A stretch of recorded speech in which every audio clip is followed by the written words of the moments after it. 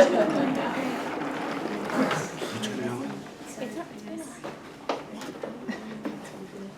do you want them to do?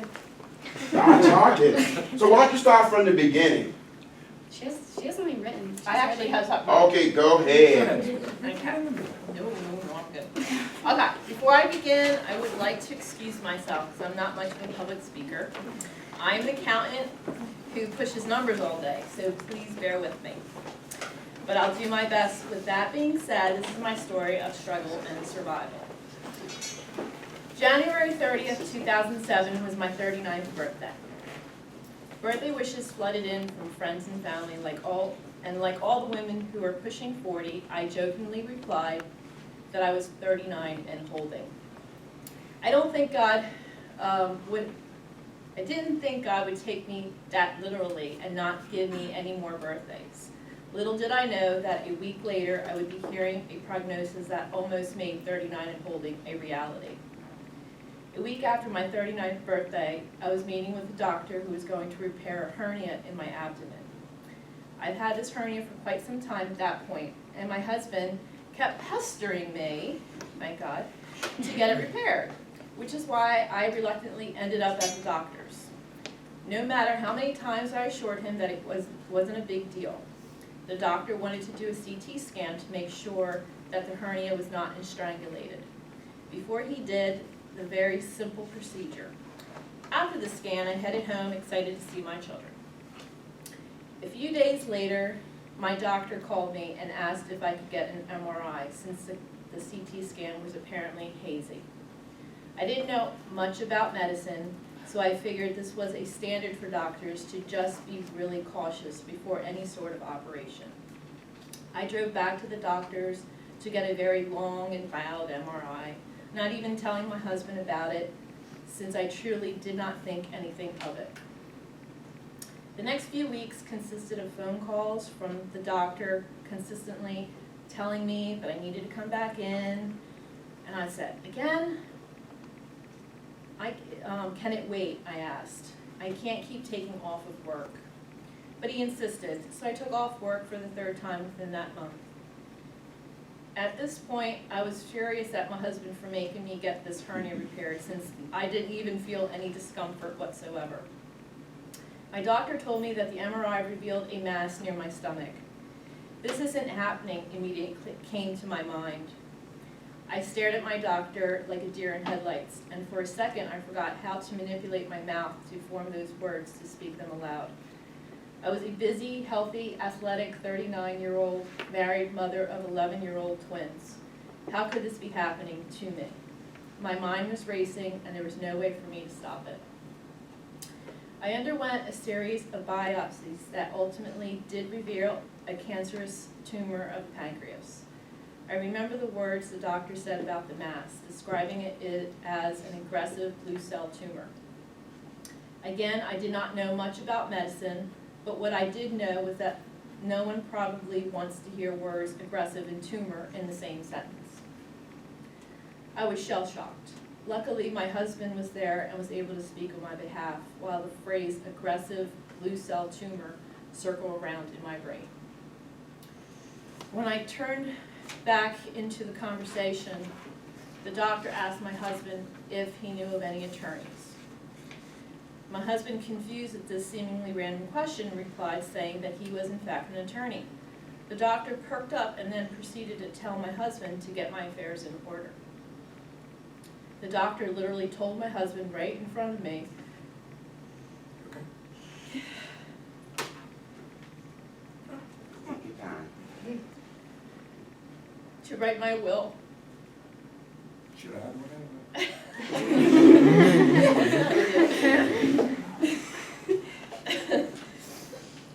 He told me that there was nothing left to do, that there was nothing that he or I or anyone could do. No, for me to apologize. For me to apologize.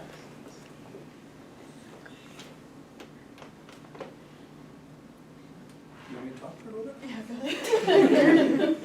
All right. Where are you now? You're at the doctor. All right. So let me take you back. We're at the beach, and my wife's 39, well, it's a true story. And she has a two-piece bathing suit, and she has a little nodule coming out of her stomach.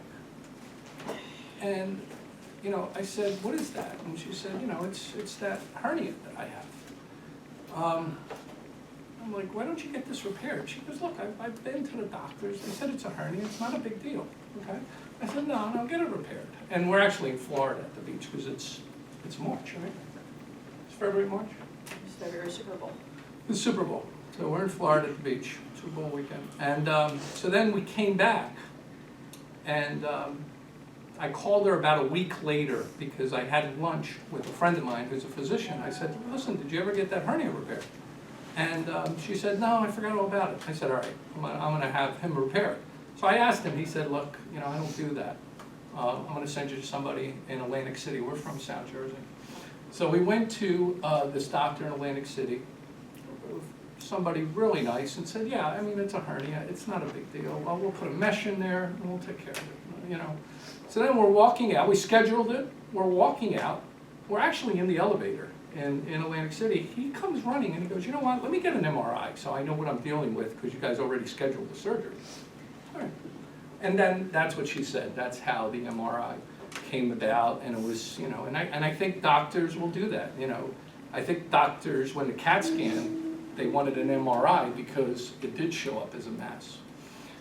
So subsequently to that,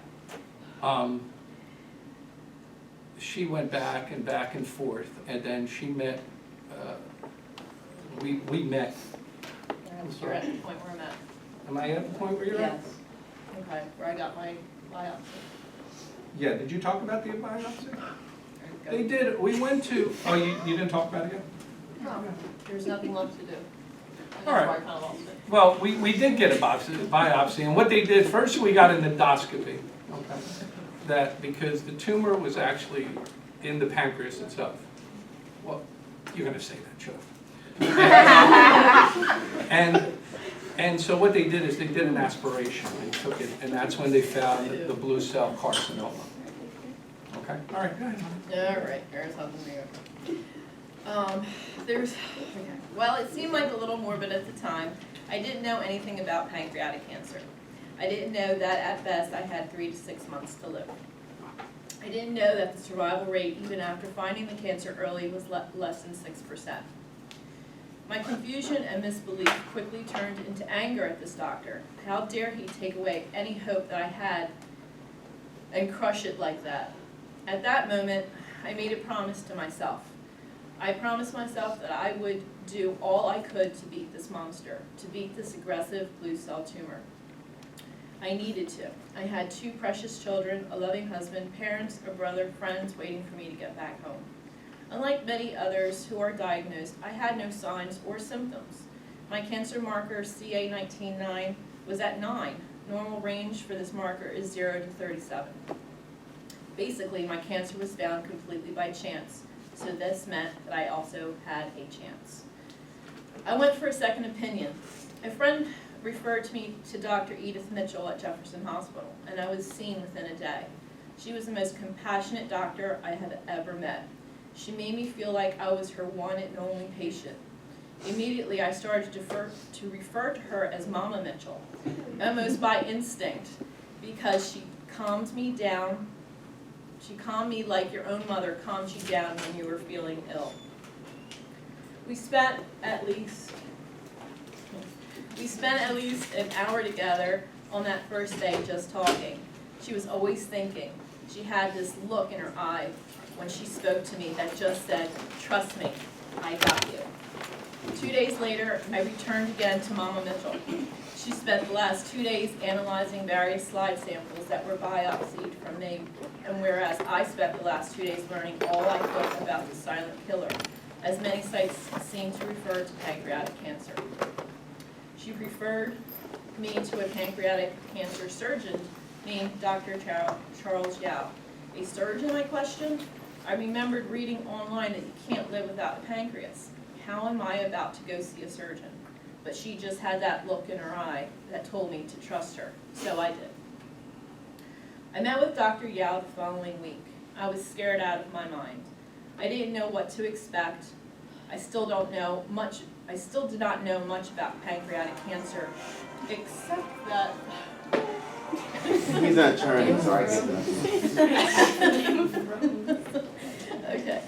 I still did not know much about pancreatic cancer, except that Michael Landon, Pavarotti, and Patrick Swayze and Steve Jobs all had it, and it did not turn out so well for them. Why would I be the exception? What could this man tell me that would make me feel like it wouldn't end the same way for me as it did for those celebrities? After all, they could probably afford the best surgeons and doctors in the world. I just wanted this beast out of me. Dr. Yao was very, very matter of fact. He said, the tumor, doesn't belong there. So his plan was to, and I quote, go in there and take it out. He said he could not give me a guarantee, but that it was in greater hands than his, as he said. I couldn't believe it. Someone actually had offered me hope. If I were willing to fight, they would fight with me. So let's do this. I was scheduled for surgery 3 weeks later. I had a distal pancreaectomy, a splenectomy, and a cholecystectomy. Close, okay. This means that they took out 10% of the tail of my pancreas, my entire spleen, and my gallbladder. Yep, I was gutted like a fish. But I didn't care as long as every bit of that aggressive blue cell tumor was gone. The days after the surgery were a blur as I sat in my hospital bed, in all the gigantic scar leading down the entire length of my abdomen. But I remember feeling optimistic. Through the haze of the painkillers and other heavily monitored medications, I knew for the first time in a long time that I really was going to be just fine. I could not explain it, it was just a feeling. The pathology report diagnosis indicated that my tumor was a solid pseudo-papillary neuroendocrine tumor, which was about 4.7 centimeters in mass, approximately the size of a tennis ball, in the tail end of my pancreas. It was in stage 2, which meant the cancer had a very high potential to spread to nearby lymph nodes. However, there was no indication of metastasis. There was a fact that kept rumbling through my head that I read was that only 9% of pancreatic cancer cases are diagnosed when the disease is still confined within the pancreas. And according to the American Cancer Society, for all stages of pancreatic cancer combined, the 1-year survival rate is 20% and the 5-year rate is 6%. These numbers jumbled around in my head every single day that I was in the hospital, and I cursed myself for doing so much research beforehand. All I wanted to do was go home. I kept thinking that I endured the hard part, but realized what lay ahead would be the hard part. But I didn't lose hope. The way I saw it, 6% is still a percent, and I still had a chance to see my kids graduate high school. I was expected to be in the hospital for 5 to 7 days after surgery. I was there for 5 days and went home. Regardless of what the long-term prognosis was, I was so excited to be given a second chance at life. I've always heard people say cancer changes your life, and it really, really does. It was like a flip switched inside of me. I couldn't stop smiling. Every single day I woke up, I felt like the luckiest woman in the world. I felt like every day was a blessing. I realized I was never really living life to the fullest. I never looked the same way at everyday things that most people, myself included, take for granted. Stuck in traffic. That means I'm lucky enough to be going somewhere so that so many other people were going. Raining outside, I never really realized how fresh the world smells after a nice rainstorm. I felt like an entirely different person. I lived each moment of each second of each day. I have learned to slow down and to take one day at a time. I am lucky enough to even be given a second chance. The time I spent recovering at home, I read a book written by Randy Pausch called The Last Lecture. One of my friends recommended it to me as Randy had died from pancreatic cancer. I was hesitant at first, but I did not want to jinx my 6% prognosis by reading a book where a guy probably cynically judged every aspect of life before he died. I eventually decided to read the book. It turns out that I was very wrong. Randy did not look at the world cynically, but instead looked at the world with such positive mindset that it was almost contagious. This book was very powerful for me and gave me insight during this uncertain and scary time of my life. I would like to share with you some of the points Randy made that carry with me each and every single day. He said, "You will need to find your passion. Many of you have already done it. Many of you will later. Many of you will take your 30s and 40s, but don't give up finding it. Because if not, all you're doing is waiting for the reaper. Find your passion and follow it. And if there is anything that I have learned in life, you will not find that passion in things. And you will not find that passion in money. Because more things, the more money you have, the more you will just look around and use it as a metric. There will always be someone with more. Your passion inside must come from the things that fuel you from your inside. Honors and words are nice things, but only to the extent that they regard real respect from your peers. But in my experience, no matter what you do at work and what you do in official settings, that passion will be grounded in people. You'll be grounded in the relationships you have with people and what they think of you when your time comes. You can't change the cards you're dealt, just how you play the hand. One of my favorite quotes of the book is when playing poker, everyone's sitting around the table, most likely in random order. The dealer just gives out cards, one person to the next, without stopping or even caring really which person gets which card. As a player of the game, you can't change the cards that you received. You can't tell the dealer, sorry, I don't like the cards I got. Can you draw another hand? But what you can do is control how you use those cards. You can call it quits and give up because you don't like the card you're given, or you can be proactive. The same is true in life. You can't control what happens to you. What's fair, what's not fair. You'll drive yourself crazy if you dwell on the whys of every little situation. But you can control on how you handle what happens to you. You can't do anything about the cards you get, but you can do something about what you do with the cards. The same is true for me. I could have sulked at home questioning why I received one of the most rare and deadly forms of cancer in existence when cancer doesn't really run in my family. But I didn't. I embraced life. I returned to work six weeks after surgery.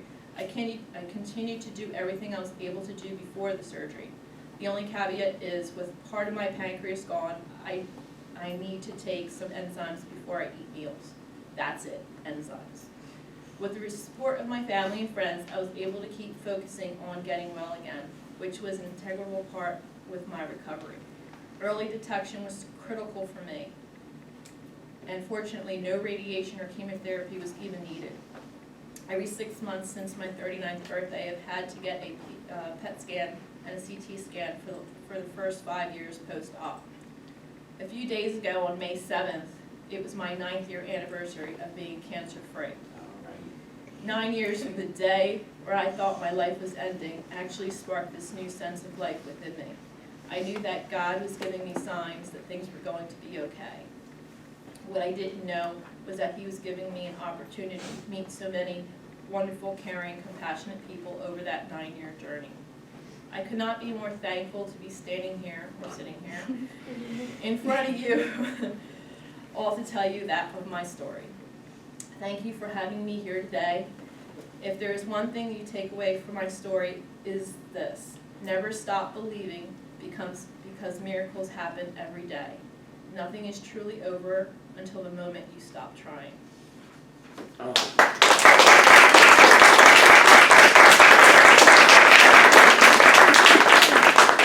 Outstanding. Oh my goodness. I'm sorry. No, that's okay. I'm just trying to hold myself together.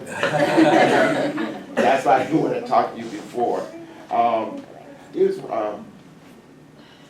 Congratulations. Thank you. Congratulations. Yeah, there's a reason, and we are so thankful the class. Dr. Morgan, thank you for covering for them to come here. Matt, we got some things to work on in our community, right? Okay.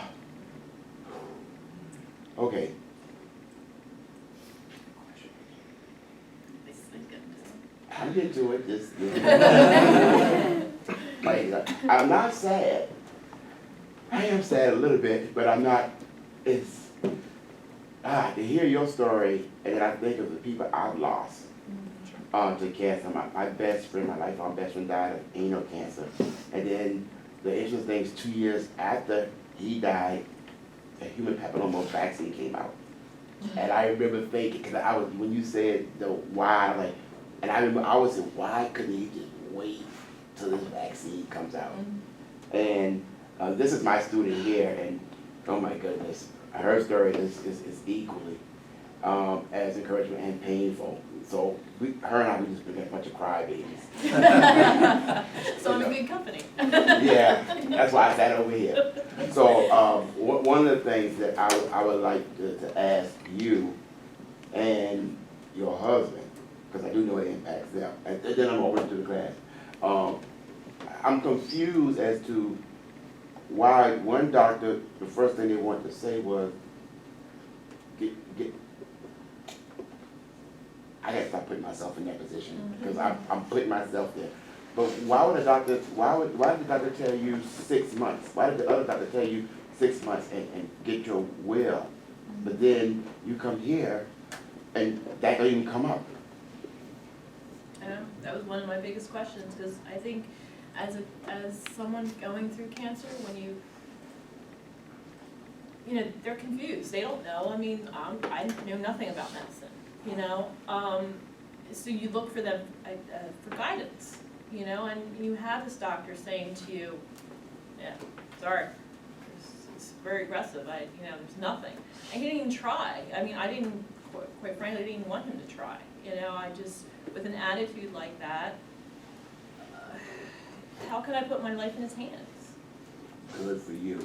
You know? And this was in Florida, right? No, this was in Philly. It was So the Yeah, other don't you hospital. don't- Yeah. No, I'm not telling you the hospital, but it was the other one. you sure you let me know so I will. Okay. So what about you, attorney? Well, I mean, you guys all know this, pancreatic cancer, you know, and I feel, what's your name? Andrea. Andrea. You know, we all feel bad for Andrea. I don't agree with my wife in that miracles do happen, because in reality, when it comes down to it, it's early detection. It's early detection versus primary prevention, okay? You know, if one has colon cancer, no one should have colon cancer anymore, because everybody should be getting colonoscopies. You know, breast cancer, they have mammograms. You know, you have a lot of cancers now. Prostate cancer has the PSA, and you know, a lot of cancers have primary prevention. But frankly, when it comes down to pancreatic cancer, there is nothing. That was a hernia. That wasn't a tumor. So that MRI that was taken was simply by chance. Okay, Ruth Gator Ginsburg, she's a Supreme Court Justice, 70 years old, she gets a CAT scan. They find a 1 centimeter pancreatic cancer in her. She's still alive today, Yeah. 10 years later. Or, yeah, 10 years later, I think she's 80 now, okay? Why? Because at 70, she got a full body CAT scan. And a lot of people discuss, you know, screening doesn't really make sense. Statistics have shown that we can't do full body CAT scans on every single person. That doesn't make sense. But her case is very weird because very fit, very healthy, ate extremely well, Doesn't smoke. didn't smoke. All the things when it came down to her no family history, managed stress well. She did everything, but yet here she found a pretty big, 5 centimeters is pretty big. Yeah. 5 centimeters is a pretty big tumor, okay? And they took out 11 lymph nodes, okay? And they said, I mean, Dr. Mitchell told my wife, a couple more weeks, those lymph nodes would have been completely, what did they say? Engulfed with the cancer. And she told them, a couple more weeks. Think about that. A couple more weeks. What did she say specifically? 3 weeks, right? Am I right? Maybe a month. Maybe a month. So you know, pancreatic cancer is one of those things that you'll never have any symptoms. I mean, I did so much research when this happened, you know, and this was just by chance. You know, we say early detection, but how do you know, how can you possibly ever do this again? This was just, when's a 39-year-old need an MRI or a screening? Of course not. And yet that occurred and that happened, you know, and it's, you know, and, well, she believes it's a miracle, I believe it's just by chance. But I think we're getting, and you guys are all biocancer students, obviously, with this class. I think we're getting to the point where we're really learning about primary prevention, and we're increasing the primary prevention stage. Unfortunately, pancreatic cancer, there is so little money that is given from the federal government to pancreatic cancer, it would shock you if you saw it on the list. Yet, it's the fourth leading death, right? Fourth leading, and it's, I don't even know what it is, not even in the top 50 for money. Really? I mean, okay, so, and that's the word that has to get out, you know? You have to try, but yet, they cannot find good early symptoms on pancreatic cancer. And they can find it in stage 3. Let me tell you something, stage 3, I mean, my wife told you what the numbers are. Stage 3, you're not gonna make it. You know, you're not gonna, and that's stage 3. Okay, you've had breast cancer survivors, I'm sure. They can make it from stage 4, it's amazing, that's wonderful. Pancreatic cancer, no. Goes to those lymph nodes, it's gone. And it's a shame, and it's really a shame, and you really don't know how to do it except trying to educate people. But what do you educate people on? What do you tell them? What, to go get a screening? No. So what do you tell them? But then you have doctors that told me that there's nothing I could do. If I would have listened to him, guess what? I wouldn't be here right now. When they aspirated the tumor, they went in and they aspirated the tumor, that's what I'm going to say. Everywhere they aspirated it, they found this aggressive tumor. At that point in time, they're looking, I think they're doing what we do. We look at statistics. So if we look at a 5-year survival rate of 6%, doesn't matter, and that's all stages, right? So it doesn't really matter. I mean, the group staging when it comes to pancreatic cancer is a TIM, I believe. Mm-hmm. So they look at the tumor, right, Andrea, am I right? Yeah. Then they look at the NO, like, yeah, I think, what did they, I wrote it down. Yeah. They look at the node and they look at metastasis. T indicates the size and direct extent of the primary tumor. N indicates the degree to which the cancer has spread to nearby lymph nodes. And M indicates whether the cancer has metastasized to other organs in the body. You know, and what I'm reading and what I've read, and you know, is that you know, you don't even have to worry about metastasis, because if it hits those lymph nodes, you're already, you know, really fighting an uphill battle. And it's a horrible cancer, and it's very difficult. You know, we go to the pancreatic cancer in Philly at Fairmont Park every year. Andrea probably knows about it. You know, there's thousands and thousands and tens of thousands of people. They ask for the pancreatic cancer survivors to get on the stage. There's 5 people. Your wife is one of them. Yeah, and she's one of them. And it's just amazing. It's not amazing. I mean, it's just unbelievable that there's just no educational advancement when it comes to pancreatic cancer. There's none. There's really none. And you know, these tens of thousands of people all had a loved one that they lost, and yet there's nobody there, cancer survivors. Well, I would tell you one of the things that you haven't. I did invite Dr. Nick Petrelli. He said he may try to pop in here too. Dr. Nick Petrelli is the director of the Helen F. Graham Center, and he also worked with Dr. Edith Mitchell. But when he comes in the class every year, he talks a lot about pancreatic cancer, and he's shared the statistics in terms of funding. What's the #1 funded cancer, everybody? Breast cancer. The #1 funded, not the #1 killer, but the #1 funded cancer. Another esophageal and pancreatic. Esophageal is also very lethal, but there's not a lot of research going on. Even in breast cancer, which we learned from Dr. Van Golen, there's a cancer that's underfunded. Which one is that? inflammatory breast cancer. So, because the thing is that it's rare, but it's more lethal than the other form of breast cancer. So, I do have 2 students here. Shannon, he's doing one on a paper on alcohol and pancreatic cancer. And Judy, right? Yeah. She's looking at viruses, Mark's virus, to treat pancreatic cancer. So, oops, go ahead. Well, you can be the okay, so that's one of the things that he's been talking about, but you're absolutely right. And I think a lot of that push got to come from and us. You two who's doing the research and know it, y'all in this class, to get the word out to the congressmen and to NIH, of funding priorities.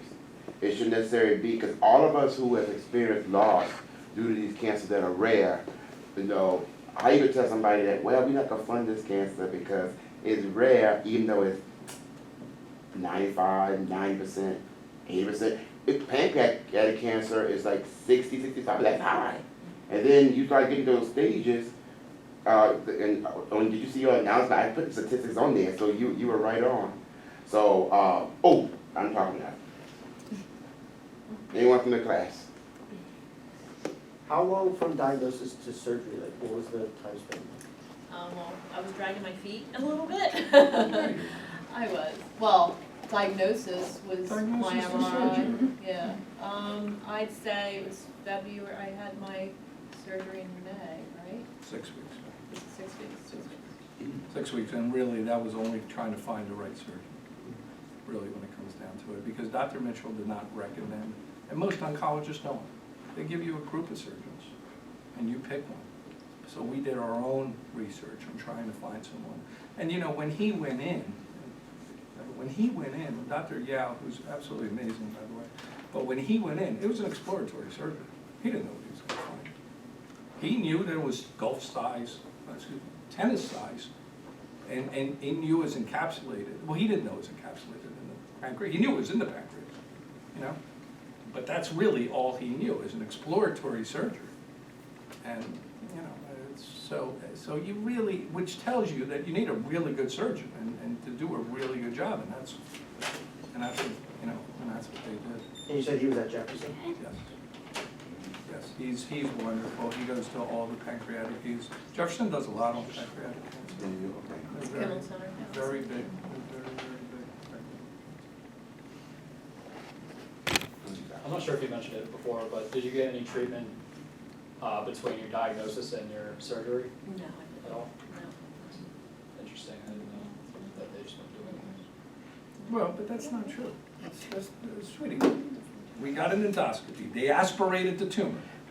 But not Okay. treatment. Well, but they had to find out what kind of tumor it was. So they aspirated the